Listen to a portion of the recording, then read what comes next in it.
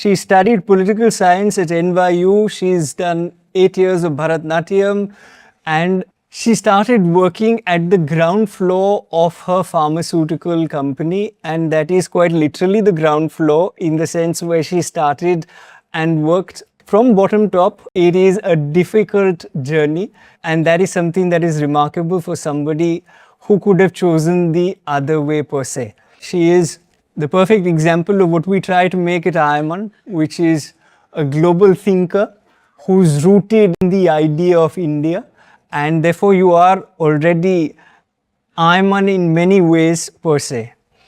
But this is your first time at the organization. She is currently, of course, a director for domestic marketing at Encore, and she wears many hats. But rather than reading her bio, which you can find out on the internet, please give a warm welcome to none other than Radhika Ambani. Thank you.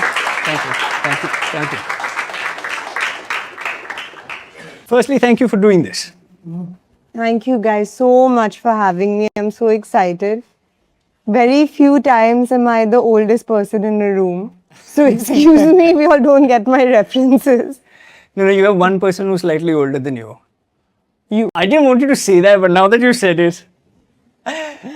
You studied at NYU, studied Pol Science. You decided to come back to India. Why so? You could have chosen a life out there with better AQI and a very different world. So, like, the world was different then. I graduated almost 10 years ago. I'm going to be an alumni for 10 years next year. So, I went to college in 2013 to 2017. Right? So, think about what was happening in America at that time. So, Trump was just becoming president. The election campaign was going on.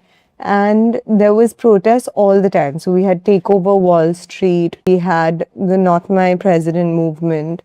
And I went to NYU. NYU is probably one of the most liberal places you could be in this world, right? We had Bernie Sanders, when he was running for president, give his speech from my campus. Wow. At Washington Square Park. Of course, Hillary's stronghold was Wall Street, again, my campus. So things were really in turmoil at that point. And then think about what was happening in India at that time. Right, the BJP was coming in with a huge mandate. We had unbelievable public infrastructure in terms of Aadhaar, UPI. Geo had come into effect. And it felt like the country of growth. So, who remembers Achhe Din Aayenge? I don't know if you all were too young. But basically, our Honorable Prime Minister, he came to America and he did this rally in Madison Square Park, and I went for that. And it just seemed like there was going to be so much promise in India, and there was all these buzzwords at that time, like ease of doing business. Correct. You know, things like that. So India felt, and we were growing at about 8.5% at that time, and they were growing at like 2 or 3%. So these were like vital decision points. And AQI and things like that are like great assets. I think there's an emotional infrastructure to life as well.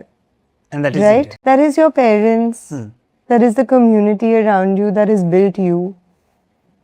I think to be able to build with an emotional infrastructure and to be able to carry out your life, it's a much bigger asset than to have roads and railways, in my opinion. As a person, it depends on your moral standing. Like I had a huge feeling of responsibility to build for the country. As I keep mentioning, you've got 800 million people below the age of 35. So technically, you've got the largest youth population in the world who is in India. Yeah. So when you're building for India, there are already so many consumers who are going to consume from India. So it only makes sense to come back to India, understand India per se, and then build for India. Of course, build for India, from India, for Indians, by Indians, all of the above. And you said something very interesting. You went to NYU and you saw the political climate out there. Would you go back to NYU if you were starting all over again at this juncture? If you had just graduated from school, say, and 100%. You were to, okay. So, I mean, things were different then. Like, even in that time, I thought, okay, I'll go for my master's. Visas and things were much easier then, coming, going back. Would I go back? I mean, I think being a global citizen and understanding that being on a campus where you can meet an Albanian and a Palestinian and an Israeli and you can all have an open conversation as students, I think that's a really beautiful thing. I wouldn't trade that for anything. You know, you're a great example of somebody who is a global citizen and also locally rooted. And perhaps that has to do both with your university and then all your time that you spent in India. What does it mean to be locally rooted? What does it mean essentially to preserve Indian culture? We think in systems and environments Correct. and not as individuals first, right? So we have a responsibility to our families, our society, our country. But because of these generational roles that we play, I'm very confident that I'll be able to have my kids and like leave them with my mother or my mother-in-law. Even at a society level, I think we're liable to our actions because we play these roles really well. So I think it makes us better people. And generally also, I think Indian culture in this increasingly fragmented world where we're able to hold contradictions really well. That I don't think globally people can do. Today, you're able to be like a wholly rounded person where you're able to celebrate your own culture, but you're also able to take in the culture of those around you and not only tolerate, but accept it. And those are two very distinct things. That is something of Indian culture we should never let go at any cost. So don't let anybody polarize you. How much ever your own social media is your own sound box and you go deeper and deeper into it, get out and read more opinions and allow for tolerance and allow for acceptance of those around you. I think it's a very beautiful thing that we have.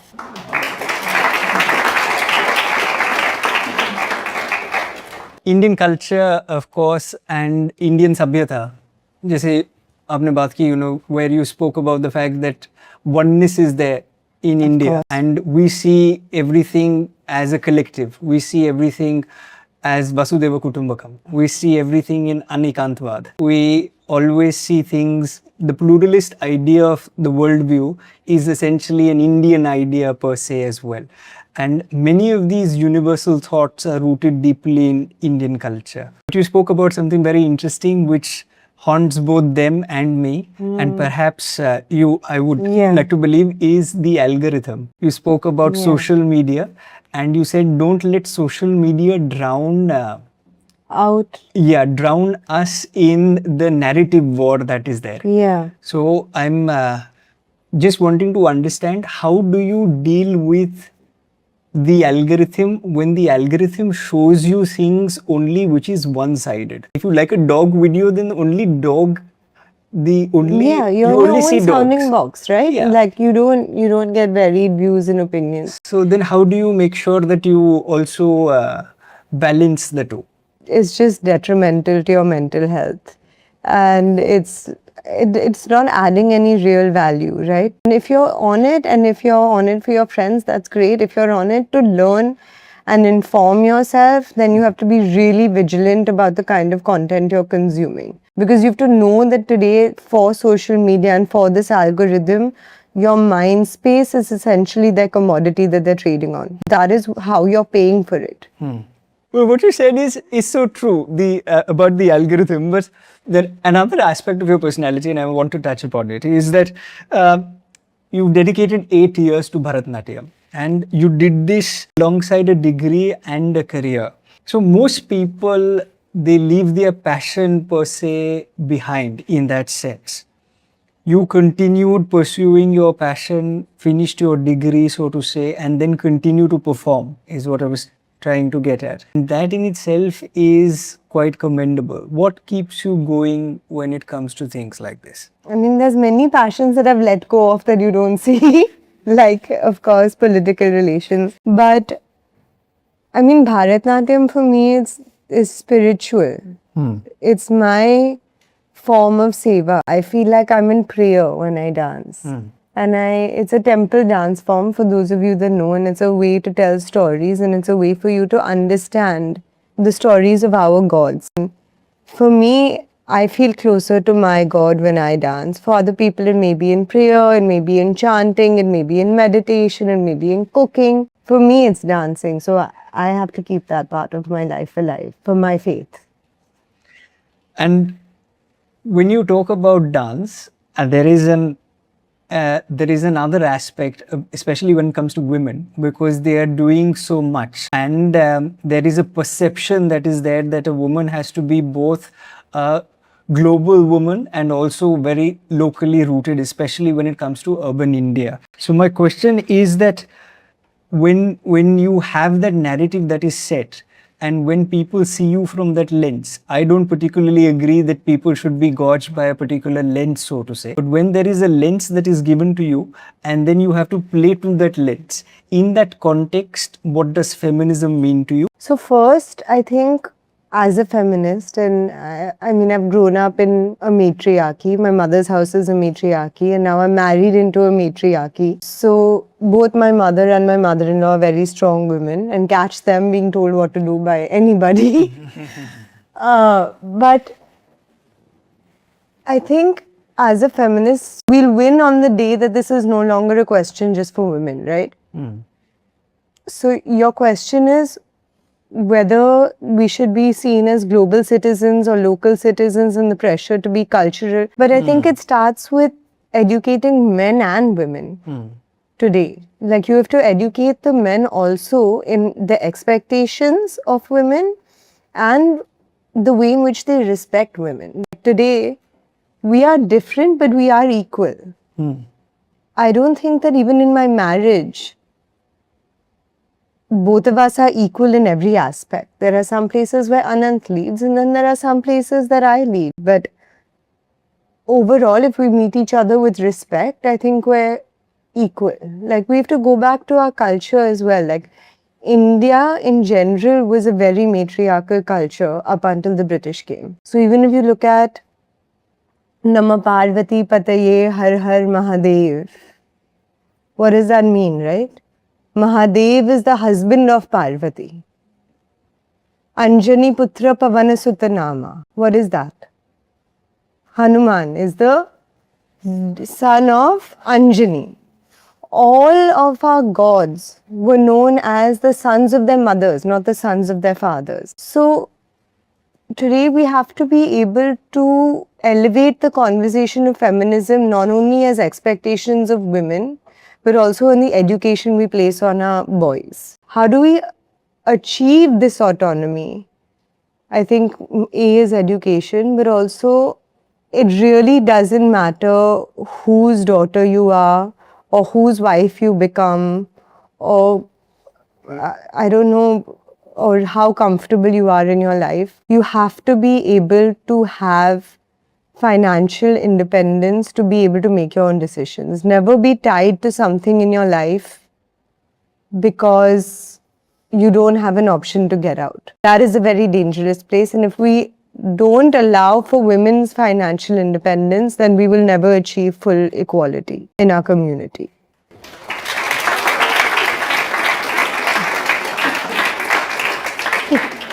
But a lot has to do with education, and a lot has to do with how education defines rules for them.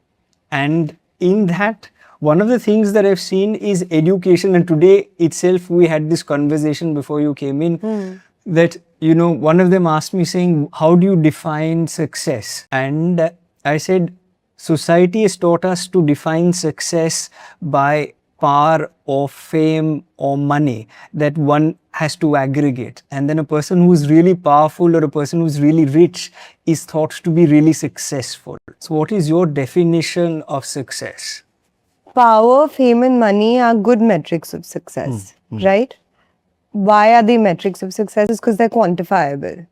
Money allows you scale, it allows you influence, and then you can genuinely make impact at a global level. Fame, again, it allows you to be able to influence other people, and if you have a platform, then only can people hear you, right? Like you've built such a beautiful platform today, and that's why you're being able to influence people around you, right? And then I'm trying, but it's a little bit of...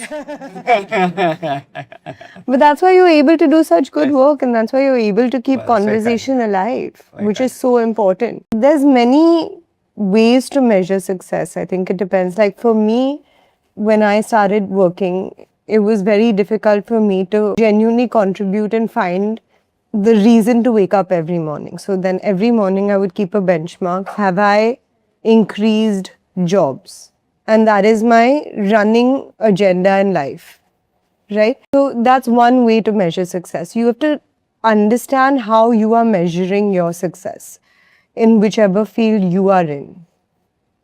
I think what's also important is that you continue to define success, but your success doesn't define you. Why is it so important to serve society outside our caste project or outside the SUPW? Some of them are in high school and it's mandatory in order to do social service. But why social service and serving society such a fundamentally important thing in life? You can make impact in whatever capacity that you want. Today, I feel like I'm privileged enough to be able to create jobs and have that as my dharma, like you said. Impact as an artist is just about leaving the world as a net positive rather than a net negative when you leave it. So you have to decide what you are and how you're going to contribute to the world. And it can be in your interactions in your day-to-day life with people. Like, leave somebody happier than when they met you. And do it with kindness and inspire people in the next generation. And if you're able to do that, I think you're going to leave the world a better place. For some of us who are globally aware and read the newspaper every day, which is a mandate for the ones who are sitting out here, this is more applicable to the ones on camera who will perhaps see it later. When USA sneezes, the world yet catches a cold. And therefore, my question to you is, from the perspective of Indian pharmaceuticals and businesses more broadly, how do you think this shift in the geopolitical space as it currently is happening will impact India? And what are the pivots that Indian businesses must take in order to handle this? See, as businesses, you have to be agile, right? You have to have diversity of markets. You have to be fundamentally lean in your cost structures. I mean, like, maximize your margins wherever you can so that you can absorb issues that come like this. That's just a global rule of business to stay competitive in a capitalist world. Pharmaceuticals, I think we're good right now. Like, if you look at it, I think the world needs us more than we need global markets. I think we've entrenched ourselves pretty strongly as the world leader as manufacturers today. So the Iran conflict, I think what plagues us as businesses and what plagues the country as a whole is what we know for a fact, is that we're not energy self-reliant. And that is a huge issue. We cannot be a truly global superpower unless we become energy self-reliant. So my belief is that we will be eventually. I hope I get to see it. I think under Honorable Prime Minister, he's definitely taken this up as a mandate with biogas, solar, things like that. I hope we all get to see and celebrate the day that we can truly be a global superpower.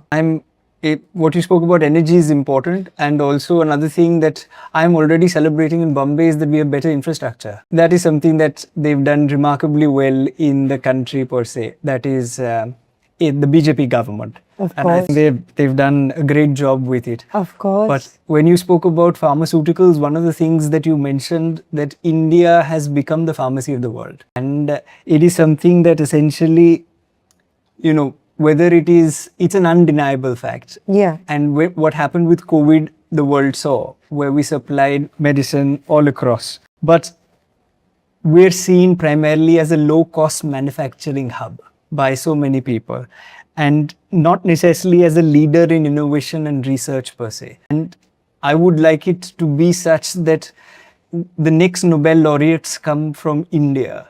And we have a series where we call Nobel laureates and prime ministers and presidents to come and talk to them. And at that juncture, we're calling somebody from Sweden and we're calling somebody from somewhere else. And yes, we have people from India who won. But the idea that enough importance is not given to research. And how can we change that? Firstly, low cost is innovation. Just think about the example of, like, who knows what these GLP-1 drugs are? Do you guys know what they are? So basically, you all know Mounjaro and Ozempic and like this whole trend that's going on. So what these GLP-1 drugs are, Sure. all of these Indian companies are working on low-cost GLP-1 drugs. And that is going to transform this diabetes epidemic that we have in our country, right? Because it's important Correct. to start promoting medicine at low cost, at least for the people in our country, because they cannot afford these drugs at global prices. What you're talking about is NCEs, like new chemical entities, and developing like groundbreaking technology And research Yes. in medicine and to be able to cure disease. Correct. We have everything required other than an attitude. I think we can easily get there if we dedicate money and attitude to it. Like, what do you need really, like in the stack, right? As a country, you need world-class research institutes and a great talent pipeline, which we have. We have it. Right? We have amazing regulators with the DCGI and we have local FTAs. We need some global lobbying so that they're taken more seriously, but I think that we can manage. Where we get stuck, I mean, we have the manufacturing capabilities as well. So why is it not happening till now? Because our funding infrastructure doesn't exist around it. Right? And I think this is true for Indians in every field, is that I think we don't have the risk appetite like the rest of the world does. I think to put in billions of dollars in a drug that may fail, or like 2 out of 10 succeed, that is a very difficult thing to be able to do. So if we have attitude shifts and allocation of those resources and money put behind it, we can easily do it. I think hopefully if your generation takes up this mandate and genuinely has that risk-taking appetite and has a safety net below you, I think we can do it. I think family businesses will do it less. I think when we institutionalize research and private entities together, It'll happen. it'll happen more. The other thing is that research, at least in the West, and this is, it's called India's international movement to United Nations in a way. So we also, as much as the focus is on India, it's also on international. With the West, there is always the ability to be able to do research without a deadline in so many universities. In India, it sometimes is that you have to give the research, the research is for the cure immediately, and therefore we don't invest in long-term research. And therefore what you said about funding, I'm glad that you mentioned it out of all the people, that if we only... But it's tough, right? It's a family business. Like today, if you ask me also, will I dedicate billions of dollars to a new chemical entity? No. Right? I'm a family business. It's difficult to do something like that if you don't have returns. We have our fathers looking over us and they're both Gujarati, and my father and my father. So it's tough. I think when you have an institution that's really larger and is professionally run and has the ability to absorb those hits, is really truly entrenched and tied into research facilities, institutions and academics like they do in the West, then I think it's possible. Public-private partnership is essentially, PPP out here is the solution, I think. Is the solution. You're right. Coming to the next thing, 300 million people, 30 crore people in schools and colleges, and my biggest worry sometimes is that it is a demographic dividend which can fast become a demographic disaster. And one of the gremlins of our time, of course, like you very well articulated, is the bane of social media. They need to be given the right opportunities and need to be given the right tools to make the right choices. The agency needs to be given per se. My question therefore to you is that what according to you is the biggest single most important thing that India must do right now to ensure that this generation becomes a dividend and not a disaster? I don't think there's any country that can really function and absorb something like this on its own, right? 30 crore people is a huge number. So other than, of course, creating the infrastructure in a constantly changing world, because God knows what kind of jobs and opportunities globally there are going to be when these 30 crore people enter the workforce. I think what's fundamentally important is that we train these people correctly to be able to embrace an ever-changing world, to be able to embrace the future. We make them competitive, problem solvers, entrepreneurial, intelligent, healthy. I think that if we grow a able and capable population, then they can be truly competitive at a global scale. Other than, like, of course, you and me in our generation to be able to create the infrastructure. We've had what, 15 years in our workforce, and Right. we'll maybe have like 12 years in the workforce. We'll have what, 50 more at max. Sure. Right? In these 50 years, we have to definitely create an infrastructure to be able to absorb these people and to leave them with more than what we inherited. But I think what's more important is that we make sure that they are able to compete globally. Right? And I think then it ties back to like the feminism conversation, which is mothers are super important Sure. in this setup. Mothers are super important. I was just talking the other day that mothers need to be celebrated. And mothers today are celebrated in every form. When a mother becomes an entrepreneur, they're celebrated. When a mother or when a girl becomes an entrepreneur, she's celebrated. When a girl becomes an astronaut, she's celebrated. And I said humbly, saying my mom chose to become a homemaker, and a person who chooses to become a homemaker is equally as important per se. So Of course. in this entire context of empowering women, essentially the other choice, like I said, agency is important. Once we give them agency, and then beyond that, they are, I think, a smarter generation with a slightly complicated lingo, but in a better position to make most decisions. There is no doubt that technology is going to move really rapidly, and as it has in the last 25 years. And therefore, to be able for man to understand machine is imperative. And careers that we essentially grew up with, many of them today are obsolete. So therefore, what are the careers of the future? Or at least what are the skills that a person who's currently in school and college should focus on, such that their careers remain AI proof? I mean, firstly, don't outsource your homework. Like, it'll make you dumber. Don't allow it for it to make you dumber. It's going to take a lot of like your creative thought if you allow it to, right? So I constantly try to practice creative writing because I realized like that entire muscle of my brain was not working. When we were growing up, right, when we were in school and all, wars were like a distant thought. It wasn't something that was threatening in the slightest. You know, and now it's like every few years there's something going on in some part where we're almost numb to it. The world is constantly changing and there are going to be new threats. I can't tell you what the jobs of the future are, because if you told me 10 years ago that there's somebody who's going to be able to make money by selling content of what they're doing on a day-to-day basis on the internet, I would not have believed you. So I can't tell you but you have to prepare yourself to be like agile and nimble, right? Like, again, you have to have first principles thinking. You have to be able to constantly evolve, constantly learn. Like today, even my father-in-law, I would say he's probably one of the most well-versed on technology out of everybody that I know.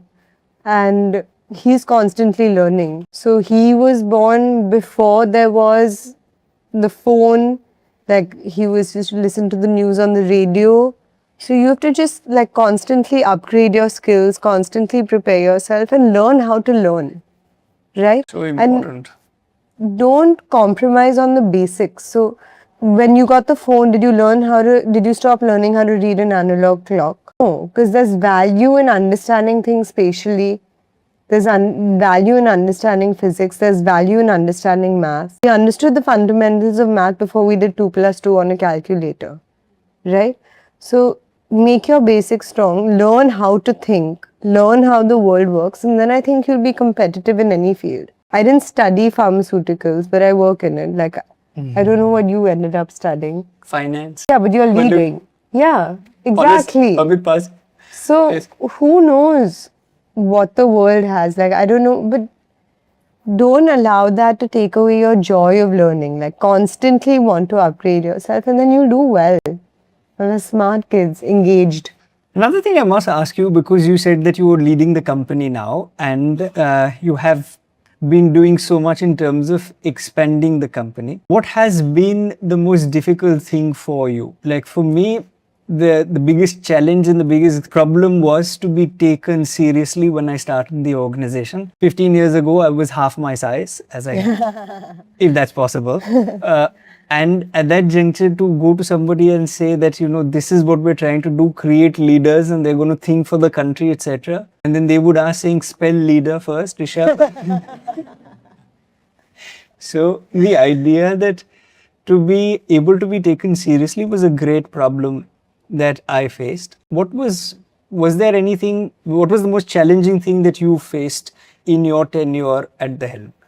I don't know if you guys, but mine is like more internal. I think it's like about self-doubt. Like I was a good student. I'm like constantly, I was an engaged student. I did well in college, things like that.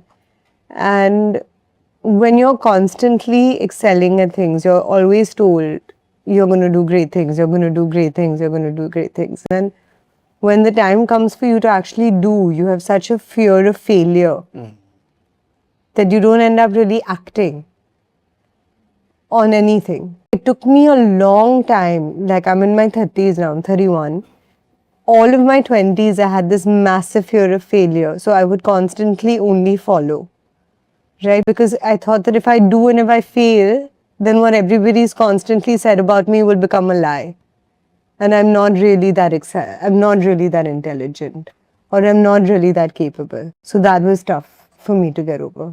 No, thank you for sharing this. Yeah. Because there's so much of pressure, especially now, on young people in order to succeed. And we have a summer internship that's going on at this juncture, and I was talking to some of the summer interns, and one kid asked me saying that, what if I don't decide what I want to be? There's so much of pressure. My family's telling me, you're good at this, you have to do this. Yeah. And therefore, Radhika, the issue essentially is that in a generation that's already so pressurized, it's okay to fail sometimes. And failure is just another stepping stone in your life. So I'm glad that you shared And what you went through. you will fail. No, and, small rapid fire to conclude my part of the conversation. And then we have a big hamper. Oh, wow. And one word or one line that comes to mind when you hear the following things: a book you believe everyone should read, Bhagavad Gita. a film that had a lasting impact on you, Lagan. the last OTT show you binge watched. Friends, always. Just constant. You saw my car today? This is my biggest luxury in my life, my car. Okay. It has a TV. Right. And there's friends on it. And there's friends on it on the way to work, on the way back from work, every day. Which is the character that you relate to the most? Rachel, I love her. When I say youth, what comes to mind? Future. India. Narendra Modi. One thing that you wish that you knew when you were 16. Don't get scared to fail, guys. Like, dream huge and it's possible. It is all possible. You just have to do the small things. Don't get scared of the big things. And this is your first time at I.I.M.U.N. What's the first thought when I say India's international movement to United Nations or I.I.M.U.N.? Important. Now, if it's all right, we could take a few questions from Yeah, them. Yeah, would sure. that be okay? Super. Rudra? Good afternoon, ma'am. Hi. So, firstly, thank you for coming here. And so, my question is that Encore has scaled globally in reactive medicines and dealing with chronic health issues like diabetes and metabolic issues. But now that the world is shifting towards more proactive and preventive medications, and also along with that, India, the high stress and urban population is dealing with chronic issues more, and like it is pushing these chronic issues into the workforce like a decade earlier than in the Western countries. Okay. So like I want to know what are your views on preventive medication and how you can introduce it to the majority working population in India. Okay, so mass implementation of medicine in general in India, I think we're very well suited to be able to do something like that because we have UPI, we have Aadhaar, we have DigiLocker, all of these different things if it's done at a government level. About preventative medicine and wellness overall and preemptive medicine, which are nutraceuticals, right? Pharmaceuticals are separate and nutraceuticals are separate. I think those are also super important. And I think that they have their place. We've been struggling with this a lot at Encore, is that can a truly pharmaceutical company understand OTC nutraceuticals in its ethos? And the answer that I've come to is no. So I think you need a separate culture completely within the company to be able to succeed at both of these different things. Hi, the girl at the very end, Dia. Yeah. You worked and did internships in different professional environments before entering your family business. So, how did those experience influence your leadership style right now, and what challenges did you face back then? I mean, I did internships to figure out what I wanted to do. I didn't even do that many when I was in college and I was graduating, that summer internship, I did it at a legal firm that was handling the M&A for Encore. A part of Encore got sold to Torrent Healthcare and I represented the legal aspect of that translation. So I was already kind of working at Encore. After I came back, I wanted to work outside just to get exposure. I didn't feel confident enough to be taken seriously at Encore. And I worked at this company called Isprava, and I worked under Nibran Shah, who is probably one of the people that has had the largest influence in my life. So I think if you find a great mentor and you're able to genuinely dedicate time and effort to them and they care about you growing as a person, he knew that I wasn't in there for the long haul, but he still invested time. I remember like 8 p.m. on a Friday after the work week was over, he would sit and give me like HPS cases to review because he knew that I wasn't going to end up going for my MBA, and it's something that I wish I had done. So if you find somebody that can truly dedicate their time and energy to you, that's probably the most beautiful thing as a young adult. And hopefully at I.I.M.U.N you have a few. Super. Other questions? Hi. Hello, ma'am. How you rose right from the bottom level of your own organization to the top level organization? How did you decide when to trust advice, when to listen to advice, and when to trust your own instincts? Took a long time. I think, look, when you start seeing results based on actions that you've taken, you can trust yourself more. Up until then, like it took a long time for me to not defer to the opinion of the people that have been there since before I started working. And then when you take small actions, like say you make a decision or you launch a product that gets taken in well, or you decide to do an expansion and then in 3 years you're like at a good break even, or whatever it is that you choose your path is. And if you are successful, then you'll trust yourself more like you will with anybody in your organization. And you have to be very clear, are you the best person for that job? Are you the best decision maker in that role? You have to remove your ego from that environment and genuinely decide. Like today, I know in certain operations, I'm not as effective as some other people in the organization. I will never question their judgment over mine. So you have to remove ego from the equation and understand what is best for the business. Hi, my name is Ritma. My question to you was, traditional business models were built around, of course, hierarchy and stability, while younger generation entering the workforce today value transparency, flexibility, purpose, individuality, much more. How do you think organizations today can balance both approaches while still maintaining strong productivity and performance? I think organizations will have to will evolve constantly by the people that are leading them. If we can just give an example, like we have a lot of young people coming into the workforce today that are very different from, say, the older generation that we had. So we have somebody who works in purchase. He has, I think, taken a total of maybe 10 days off in 10 years or something like that. We don't have that culture in the next generation. I don't have that culture, right? As an organization, if you want good talent and you want to absorb and retain that good talent, you have to constantly evolve for the people that you have working for you. You have to accept that, okay, today people are a lot more efficient with the kind of tools, with AI, going back to it, global information, education systems, than people were earlier. So maybe they're working less hours or they're working differently. They're able to work from anywhere. You have to allow for these changes and allow for people to really have lives outside of work, I think, as organizations. My question is, as you mentioned about mentors, and as you also mentioned about how we've learned from different people. So we at organizations also have our mentors that help us to guide in and outside of the organization.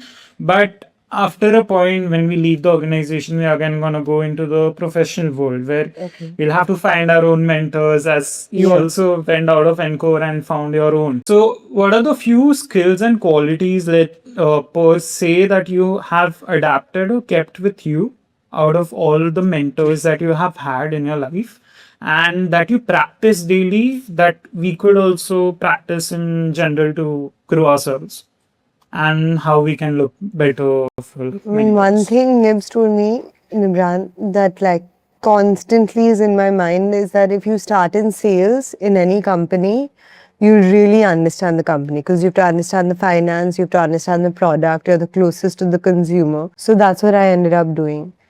In terms of practice, one is, I think, when I see the people around me and the generation above me, like my parents and my in-laws, I see how dedicated and hardworking they are. And I try to emulate that as much as possible. Because they have purpose, I think they're not getting old. You know, and their purpose is constantly pushing them to do better, to learn more. So that's something that I think, like, there's no shortcut to hard work. No matter what you are doing, whichever field you're in. So I think that's a big one. Yeah, well, we've run out of time, unfortunately. What I would say is, to answer your question as well, is have good role models, and essentially having role models around after you finish your work also is very important. One who I had was Rahul Dravid. And Rahul, of course, apart from being a great cricketer, the kind of life that he led deeply impacted me. Quite low profile, but hopefully high impact. That in his case, in my case, we're yet questioning. But the idea essentially is that if you have good people whom you look up to, like she said that, you know, her parents and her in-laws are people essentially that you that she looks up to. So like that, I think if you have those kind of people, it'll help per se. Yeah. Say this very rarely because Have you met him? yes, I have. Yes, They couple say never times. meet your heroes, but your But in this case, it helped. It helped. It turned out to be positive, so it's nice. And I think having a great sounding board is also important. So perhaps that is equally relevant once you step out of the organization to have a good sounding board per se. I'll say this as we conclude. There are some conversations that you remember. This one I'll remember for very many things. One definitely for being told Rishabh research. Two, more specifically for the fact that she spoke so candidly and she covered areas that weren't discussed as well. So thank you for doing that. I really appreciate that. You know, the fact that you've covered some life experiences which are actually very helpful, and therefore I was keen that you start with the organizing team and that you talk to them first. And third, I will tell you this, that there are very few who can speak about very many topics per se, And this is one thing that I really admired about you, the fact that you were able to traverse right from pharmaceuticals and talk about right from Ozempic all the way to talking about Donald Trump, and then compare what is happening in our country and then bring it back and tie it back to building morally conscious future leaders. So that's what we're trying to do at I.I.M.U.N, trying to create more Radhikas. And therefore, if you don't find a role model outside, I think we brought you one today.